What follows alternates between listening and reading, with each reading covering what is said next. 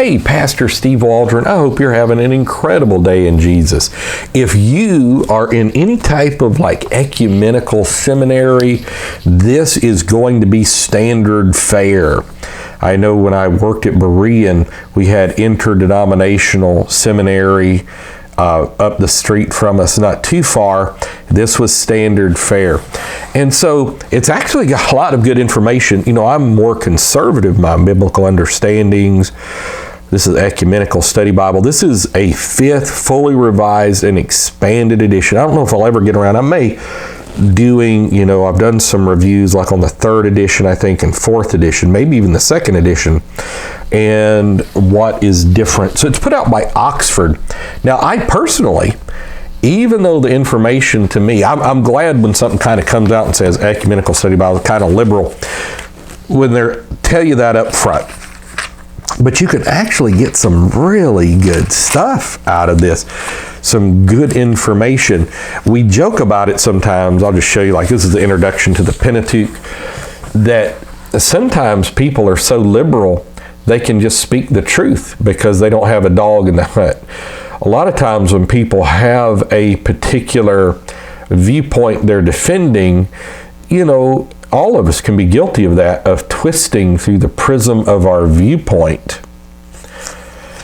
And so you can see the print is pretty small. But now this is just an introduction to the Pentateuch. So a lot of times when people just are like, okay, we're starting from scratch, I don't have a particular ideology, and just dig in what's the truth. Well, that's where a lot of times truth is found. And, you know, and it a lot of times lines up with biblical doctrine. So it'll have like authorship. Nevertheless, careful readers of the Bible in subsequent centuries recognize problems with this claim of authorship by Moses. Some verses in Genesis refer to events after the time of Moses, on and so forth. These discussions, however, highlight ways that Genesis and other books of the Pentateuch do not seem to have been written originally in the voice of Moses. Like other ancient texts, it was originally anonymous and only attributed to Moses in the context later author-oriented cultures. So that's what I mean by liberal. So we come here, and now the text of the Bible itself is readable. And it is, in my opinion, kind of excellently readable. And the print in the notes is not too bad either. Now, it doesn't have references and those type things, because it's more of a Ptolemaic Bible.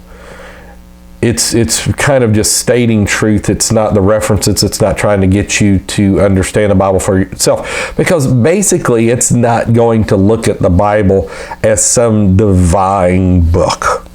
Maybe in an extended understanding of that view, you know, but yeah, it's just not. And plural, Genesis 1:26, us are probably refers to divine beings who compose God's heavenly court. So that's pretty interesting. It may be related to ancient ideas of making physical cult images and or ancient belief that king was an image of the deity, then authorized to rule. Now, see, okay, I said all that. A lot of that I didn't believe, but it's good information to know. And it's good information to know where certain people are coming from. But just in studying the ancient Near East, that's good information to know. It's going to have the Apocrypha, like First Maccabees in here as well, being a ecumenical Bible. Now, I'm not sure how much of the Apocrypha, you know, because there's the apocryphal books, and then there's the Greek Orthodox Apocrypha, there's the Catholic Apocrypha, and various understandings in between. Now, this is one of the places that I've personally found a lot of good information in this Bible in times past, is in the notes in the back. Like, this is on textual criticism, and it is a tremendous summation of the history of textual criticism of the Bible and textual critical methods. You know what, too? Just as an aside, it has beautiful decorative headbands and tailbands. Orange. Now let's see if it's Smith sewn. I'm thinking it is because it lays flat in Genesis. It does not have a ribbon marker. It is large. I'm not going to have Brother Mallory zoom in. I'll just measure it real quick here. It's 9 1/4. That's not large. And it's 6.6 inches, and that's not large. It is 2 inches thick. I mean, it's not huge, but you know, it's about the outer limits of what I would want to carry to church. It is New Revised Standard with the Apocrypha. A lot of times they'll make it without the Apocrypha. They'll also make it in the Revised Standard version with and without the Apocrypha. So I'm just really making you aware, maybe you haven't seen the other reviews on this, but there's a 5th fully revised and expanded edition.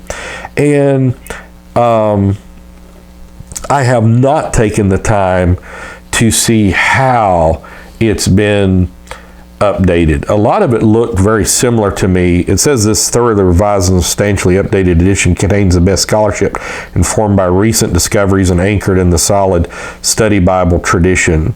So, you know, it's out there. It may be something, regardless of where you're at on biblical spectrum, you just may want to get it for information. So God bless. Talk with you later. Just keep living, loving, and praying that Bible in Jesus' name.